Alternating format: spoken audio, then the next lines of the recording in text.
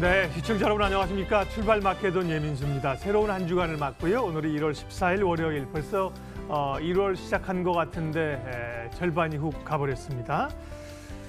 새해가 시작하면서 첫 주의 주식시장은 2천선이 붕괴되면서 굉장히 어려운 국면이었는데요. 지난주는 상승이 좀 나타났죠. 코스피 주간으로 계산해보니까 3.2% 정도 올랐습니다. 자, 이번 주는 상승 기운을 몰아갈 것인가 아니면 또다시 좀 조정이 있을 것인가. 증권가 의견은 다소 중립적인 것 같습니다. 미국의 이제 셧다운이 최장 기간에 돌입을 한 상황들이고요. 그리고 또 브렉시트 관련한 영국 의회 표결이 이번 주에 있습니다. 화요일인데요. 이런 노이즈들 그리고 실적 부진이 가시화되고 있고 이러는 3대 악재가 시장을 누르는 것 같고요.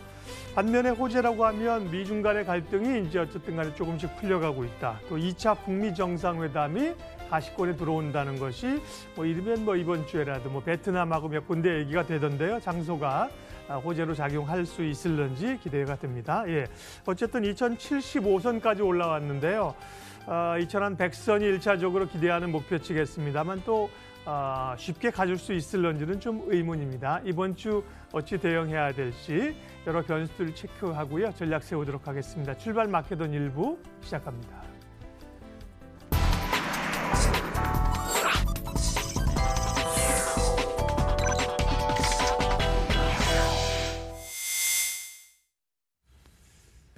첫 코너는 장용혁의 마켓 시그널입니다. 시장의 핵심 이슈들 분석하고요. 그리고 또 중심을 잡는 시간이죠.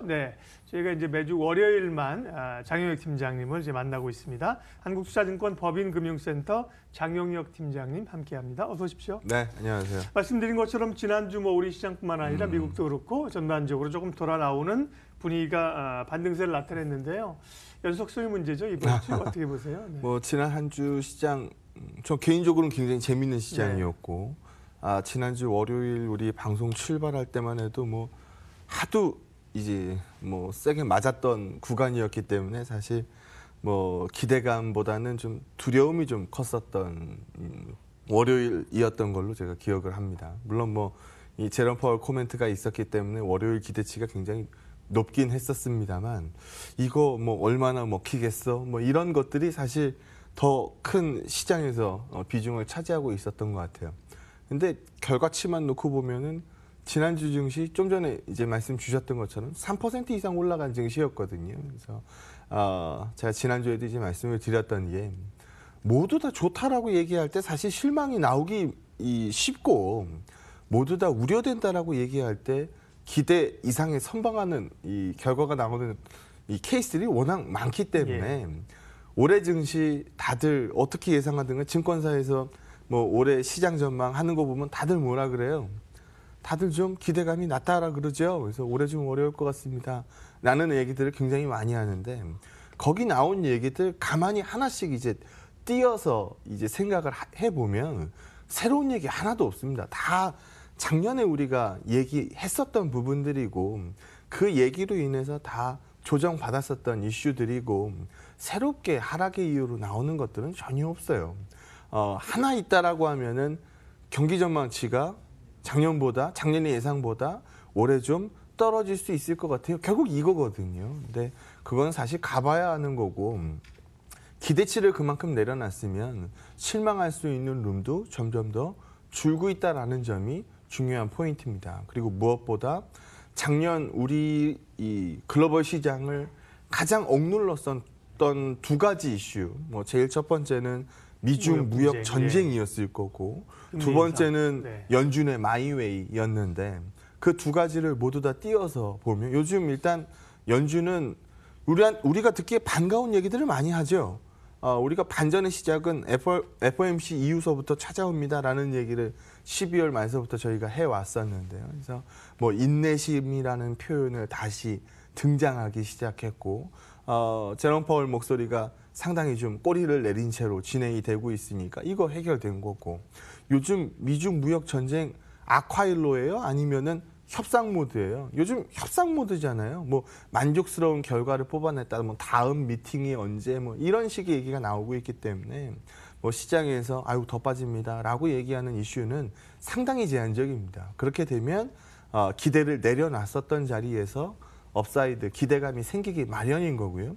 자료를 한번 보시면 작년하고 올해 달라지는 이 화두거리가 전혀 없는 상태에서 여기 보시는 그림처럼 전쟁은 아쿠아일로가 아니고 휴전, 뭐 어떻게 보면은 뭐 합의 이런 쪽으로 많이 개선이 나오고 있고, 한국 얘기는 잠시 후 다음 페이지에서 제가 한 장 보여드리겠습니다.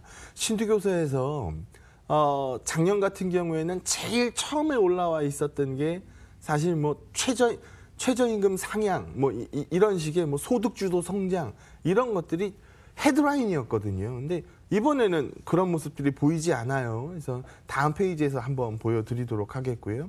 미국의 통화정책 마이웨이에서 지금 상당 부분 톤다운 시키고 있는 모습이고, 당연히 달러가 강세였을 텐데 지금 현재는 강세가 둔화되고 있는 그림일 거고, 작년에는 유가 주구장창 올랐잖아요. 근데 올해 뭐 작년 말 그림 한번 생각해 보시면 심각하게 빠졌다가 요즘엔 또 상당 부분 머리를 들어 올리고 있죠. 부담이 떨어졌죠. 그래서 반도체 가격이 요즘 우려하는 시각도 굉장히 많이 있습니다만, 삼성전자 예로 들어보면 삼성전자 4분기 10.8조 불러내고 그 다음에 주가가 빠지든가요, 올라가든가요?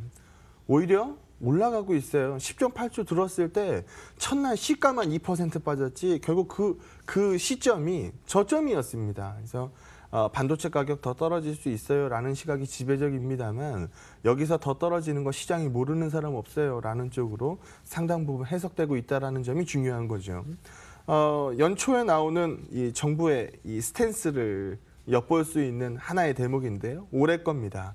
작년에는 이 시장 패러다임 써 있는 요 자리에 소득주도 성장 뭐 이런 부분들, 뭐 최저임금 상향 이런 것들 들어가 있었어요. 근데 지금 올해 2019년도에 이 색깔을 보여주는 이 헤드라인들을 한번 살펴보면 경제 활력 제고, 뭐 체질 개선, 구조 개혁, 뭐 경제, 뭐 사회 포용성 강화, 미래 투자 준비 이런 부분들이거든요. 그래서 작년에 최대 화두가 됐었던 게 신규교서 내용에서 만약에 최저임금 상향이라는 가이드라인을 잡아줬었다라고 하면 이번에는 성장입니다.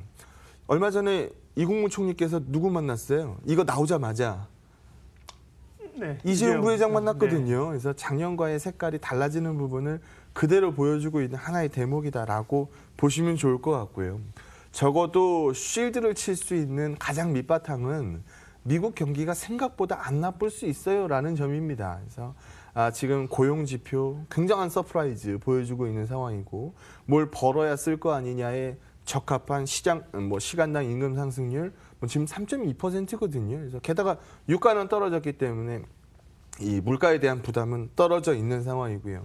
반가운 표현이죠. 연준이 항상 요즘 얘기하는 거는 뭐 인내심, 뭐 정해진 경로는 없다, 뭐 이런 식의 뭐 얘기들을 많이 해주고 있는 상황이어서, 여기 이 그림 한번 보시면 금리가 올라가면서 이 초반에 있었던 이 뭐라 그럴까요? 뭐 파이낸셜 스트레스 인덱스니까, 그러니까 금융 스트레스 지수 뭐 요 정도로 뭐 이해하시면 좋을 것 같은데, 금리가 이제 곧 올라갑니다라는 얘기가 나올 때 한번 튀었었던 거고, 지금은 금리가 계속해서 올라가고 있는 와중에 여기서 보시는 것처럼 스트레스 인덱스가 튀어 올라왔었던 건데, 요즘 더 이상 금리가 이 속도로 올라가지 않습니다 라는 얘기가 나오고 있는 상황이기 때문에 스트레스 인덱스 값은 다소 하향 조정될 겁니다.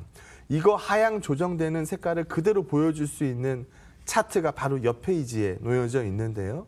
내년에 금리가 인상될 확률을 얼마로 보고 있느냐, 여기 보시는 것처럼 뭐 작년 연말만 하더라도 뭐 절반값 정도는 그래 내년에 뭐 그래도 올라가긴 올라간다라는 거였는데, 요즘 인상값으로 보고 있는 거 아무도 없습니다.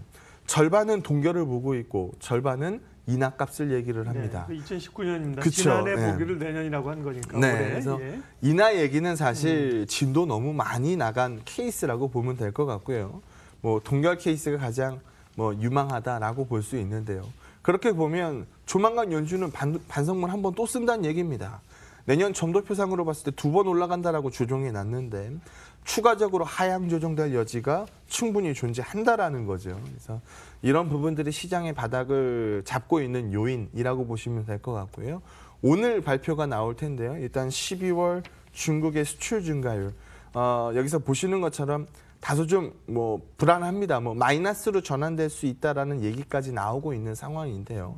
그러면 가장 큰 이유가 뭘까요? 이거 이렇게 마이너스로 전환된 가장 큰 이유 뭘까요? 결국 미중 무역 전쟁이었거든요. 그래서 이게 아카일로가 아니기 때문에 이거 어느 정도 시장에서는 감안하면서 쳐다봤었을 지표입니다. 그래서 오늘 이 지표가 마이너스, 수출 증가율이 마이너스로 나온다 하더라도 지금 중국 성장 가이드 2019년 1분기를 기점으로 해서 턴어라운드 보는 시각이 지배적이기 때문에 이런 거 우려하는 시각보다는 기대감이 오히려 높다. 그렇게 되면 시장은 밑점, 뭐 2000피 밑으로 보는 시장이 아니고 견조한 하방 경제성, 무슨 이슈로 시장에 좀 뜨겁게 반등을 끌고 올 수 있을 것이냐의 문제만 남는 거지 밑보는 시장 쪽으로 이슈를 끌고 갈 수 없다라는 의견 지속 말씀드립니다. 네, 미국의 12월 소비자 물가가 주말에 나왔는데요. 전월비 0.1% 하락해서 9개월 만에 물가가 하락했다는 얘기가 있었습니다. 유가 영향이 굉장히 유가 하락이 크니까요. 이제 컸었지요. 어쨌든 간에 연준 입장에서는 금리 인상 속도를 좀 줄이는 데 도움이 된다는 얘기였었습니다.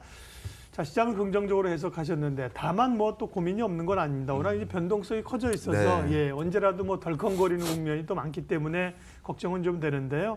증시 주변 여건들을 해석을 하셨고요. 오늘은 이번 주에 또 좀 주목하는 종목 이야기 좀 할까요? 작년이 아니죠. 지난주, 지난주 증시에서 어디가 뜨거웠었는지 이제 가만히 되돌아보시면 다 죽어가던 반도체가 한번 세게 일어났고요. 또 상승을 주도했었던 뭐 업종이 있습니다. 시클리컬입니다. 오늘은 시클리컬 얘기를 좀 세부적으로 나눠서 한번 제안을 드려보려고 합니다. 경기 관련주들. 네. 여기 페이지 한번 보시죠.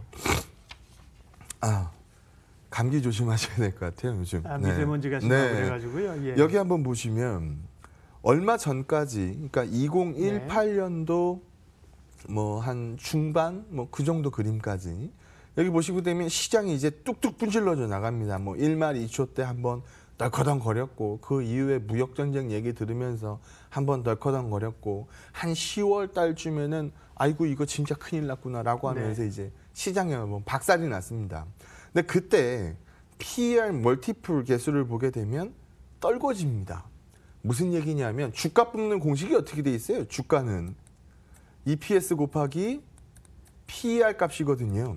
주가가 올라가려면 EPS가 올라가든가 PER 값이 올라가면 됩니다. 그런데 이 그림에서 한번 보게 되면 주가가 빠질 때 멀티플이 빠지면서 주가가 빠지고 있었다라는 거예요. 기업 어닝은 상당 부분 예측치는 견조했었다는 얘기입니다. 물론 가이드가 떨어지긴 했습니다만 뚝뚝 분질러지진 않았죠. 근데 최근 나오는 모습을 보게 되면 시장은 아직 제대로 반등을 못 만들어냈는데 멀티플 개수는 훅 치고 올라옵니다. 이 얘기는 뭘까요? 어닝이 빠지기 시작했다는 소리입니다. 어닝이 빠지니까 오히려 상대적으로 이 PER 값이 조금 올라가긴 했지만 주가가 떨궈지고 있었다는 얘기거든요. 그래서 최근 시장을 이제 좀 시장이 한 달 레벨 다운 된 다음에 시장에서 우려했었던 거는 경기 둔화 우려감이 기업 이익들에 악영향을 미칠 거야. 뭐 삼성전자 잠정 실적이 뭐 훅 떨궈질 수 있어. 이런 부분들이 시장의 큰 하락 이유였었다라는 거죠. 그래서 이제 삼성전자 4분기 실적 나온 걸 보니까 그 뭐 10.8조라는 그냥 뭐 굉장히 기대치를 크게 하회하는 실적을 봤는데 그 이후에 더 밑으로 까지드냐? 아니더라는 겁니다. 그래서 여기서 하방 경직을 만드는 실적을 만들어낸다라고 하면 원래 주가는 선행하기 마련이거든요. 그래서 그런 시각으로 시장이 기업의 어닝을 읽기 시작했다라는 부분에 주목하는 거고요. 그런 측면에서 시클리컬을 쳐다봅니다. 여기 한번 보시면 작년 뭐 한 10월경 뭐 그 정도까지만 해도 유가는 주구장창 올랐기 때문에 뭐 시장은 굉장히 좀 불리하게 돌았습니다만 정유주의 퍼포먼스는 굉장히 좋았습니다. 근데 그때 제가 방송에 한번 나와서 정유, SK이노베이션 전 뭐 이제 뭐 좀 매도하는 게 좋다라고 생각합니다. 왜? 뭐 유가에 대한 포커스가 유지되기 어렵습니다. 수급으로 올라왔는데 이 수급으로 올라온 유가 더 이상 유지되기 어렵습니다. 유가에 이 베이스를 두고 있는 업종들 뭐 상당히 좀 경계하면서 보는 게 좋을 것 같습니다. 라는 의견을 갑자기 말씀을 드렸죠. 그러면서 이제 유가 박살나기 시작했고 정유주 뭐 까졌고요. 뭐 화학주는 뭐 여기 보시는 것처럼 아직 뭐 어려운 상태에서 맴돌고 있습니다. 근데 중요한 건 이거예요. 최근에 이제 소위 말해서 반등이라는 거를 만들어내기 시작합니다. 유가가 밀린 만큼 밀렸고 유가가 밀렸다는 얘기는 화학업체들 입장에서 봤을 때는 끌고 들어오는 비용값이 떨어졌다는 얘기거든요. 제일 화학주가 문제가 됐었던 건 이겁니다. 유가, 비용값은 계속 올라가는데 소비자한테 전가시킬 수 있는 이 제품 가격은 끌어올리지 못했다는 거거든요. 그럼 화학업체들 입장에서 봤을 때는 스프레드가 점점 죽고 있었다는 얘기입니다.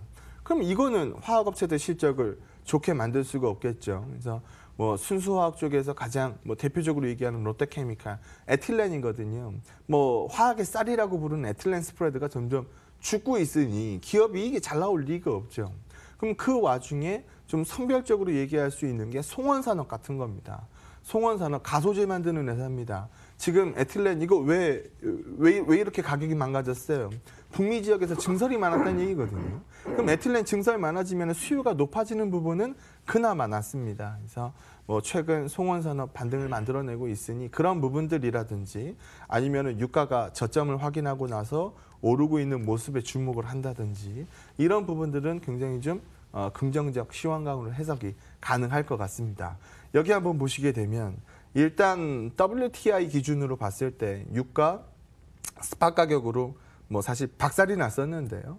뭐 포지션 가격으로 봤을 때도 사상 최대 포지션을 끌고 가던 이 투기적 레벨들이 톤다운돼서 지금 갑자기 반전돼 있었던 상황입니다. 하지만 레벨을 보시면 아시겠습니다만 뭐 그 이전에 뭐 떨궈져 있었던 레벨에 거의 투기적 포지션 값이 근접한 상황이기 때문에 추가적으로 쇼값 밀고 간다라고 보긴 좀 어렵고요. 가동률 측면으로 봤을 때는 이 밴드가 11년에서 뭐 한동 긴 기간 동안에 놓여져 있었던 밴드를 보여주는 건데 그 밴드 바깥에서 17년도, 18년도 유지되고 있습니다. 그러면 가동률은 과거의 구간보다는 높았다는 얘기거든요. 정유의 가동률이 높다는 얘기는 수요 그만큼 뒷받침되고 있다는 얘기입니다. 그래서 정제마진 값으로 봤을 때 불리한 구간을 쳐다보지 않습니다. 다만 유가가 떨궈지면서 정유가 불리했었던 건데 그런 부분들 추가적으로 뭐 이 심각하게 고려할 요인 아닙니다라는 부분에 말씀을 드리는 거고요. 그럼 일단 뭐 정유 쪽에서는 SK이노베이션, 뭐 화학 쪽에서는 뭐 송원산업 같은 거 얘기할 수 있을 것 같고요. 철, 요즘 중국에도 기대감 많이 나오죠. 요즘 SOC 얘기 굉장히 많이 나오잖아요. 뭐 그래서 그런 부분들 뭐 시장에서 기대값으로 얘기할 수 있을 것 같고 여기 한번 보시면 철강 쪽은 네. 분위기가 안 좋은데 지금 정말 네, 주가 보면 네. 예. 이거 차트로 좀 해석을 해보죠. 데이터로 상하이 열연 내수 가격입니다. 열연 내수 가격들이 꺾이고 있어요. 근데 여기 한번 보시면 그 이전에는 열연 가격이 쭉 치고 올라가면서 원재료 가격들, 그러니까 뭐 철광석이나 뭐 원료탄, 뭐 강정탄 이런 것들 보게 되면 죽어 있어요. 그러면 스프레드는 어떻게 될까요? 원료값은 죽어 있는데 열연 가격은 계속 올라가요. 네. 그럼 스프레드는 치고 올라가죠. 이 구간 주가가 굉장히 좋습니다. 근데 최근 보게 되면 비용값은 올라가고 있는데 열연 가격은 떨궈지고 있었으니 스프레드는 어떻게 됐을까요? 죽어나고 있었겠죠. 그런데 최근 들어서 뭐 나오고 있는 이런 뭐 무역 전쟁의 뭐 완화에 대한 기대감들, 그러면 철강 가격 어떻게 움직일까요? 반전 움직일 거고 갑자기 뭐 재료 가격들이 급등세를 타진 않겠죠. 긴 기간 동안에 이만큼의 기간 동안에 누워 있었던 재료값이거든요. 그럼 재료값은 조금 더 이어진다라고 보고 그렇게 되면 스프레드는 긍정적인 방향 쪽으로 가닥을 잡는 게 맞을 겁니다. 그러면 뭐 지금 현대제철 차트를 봐도 그렇고 포스코 차트를 봐도 그렇고 최근에서의 머리를 들었지 상당히 긴 기간 동안에 이 2018년도 되기 전에 상승폭을 다 내뱉었었던 이 종목들이거든요. 수급도 뭐 제 방송 끝나고 열어보시면 좋겠습니다만 제가 지금 말씀드리는 이 종목들 지난주 수급들이 굉장히 좋았습니다. 그래서 이쪽으로 쳐다보는 기관들의 시각이 늘기 시작했다라는 부분에 주목하시면 좋을 것 같고요. 뭐 여기 한번 보시면 재고 쪽에서 읽을 건데 구리 재고고 아연 재고입니다. 재고 값이 여기서 보시는 것처럼 과거 레벨에 비해서 굉장히 낮게 형성이 되어 있습니다. 생각해 보십시오. 재고가 낮게 유지되는 이유가 뭘까요? 가격이 올라가는 기대값이 쌓이면 유통상 입장에서 생각해 보시면 되는데 내가 오늘 사는 것보다 내일 사는 게 비쌀 것 같다. 그러면 오늘 많이 사시겠습니까? 내일 많이 사시겠습니까? 사서 쟁여놔야죠. 그죠? 사서 예. 쟁여놓는 게 맞죠. 그렇게 되면 재고를 끌고 가는 게 맞습니다. 근데 반대로 오늘 사는 것보다 내일 사는 게 싸다라고 하면 사서 쟁여놓으시겠습니까? 절대 사서 쟁여놓지 않죠. 그래서 이제까지 비철가들은 떨어지는 가격이었기 때문에 재고 가격들이 밑으로 계속 떨궈지고 있었던 겁니다. 근데 마이너스 재고로 갈 수는 없거든요. 그래서 이 재고의 바닥을 형성하는 레벨까지 와 있는 상황이어서 리스타킹 개념으로 만약에 시장을 읽는다라고 하면 뭐 무역 전쟁의 뭐 완화라든지 뭐 너무 낮은 재고 단이라든지 크게 하락한 비철 금속의 레벨 단이라든지 이런 부분들이 재고를 끌고 갈 수 있는 이슈로 만들어낸다라고 하면 그건 말 그대로 리스타킹입니다. 수요가 늘다는 얘기거든요. 그래서 이 구간이 비철 금속에서는 가장 이 퍼포먼스가 좋은 구간이죠. 그래서 요즘 풍산 방등각도 좋고 고려에는 레벨 자체가 굉장히 견조하고 그래서 어떻게 보면 시장에서 우려가 굉장히 많았었을 시클리컬인데 지난주 시세는 굉장히 좋았습니다. 그래서 이런 부분들이 시장의 반전을 뒷받침하고 있다라는 측면을 이해하시면 좋을 것 같습니다. 예, 주가가 좀 더 안정적으로 올라간다는 전제하에 그건 이제 그렇게 보셨으니까 그러면 뭘 볼 것이냐인데 말씀하신 것처럼 올라왔던 거 또 지난주에 뭐 컨텐츠라든지 네. 뭐 기본적으로 이렇게 보시는 분들이 있잖아요. 근데 장 팀장님께서는 경기 관련주 얘기를 오늘 좀 하시면서 그 가운데 뭐 이미 좀 관심 가질 종목까지 언급을 하셨습니다.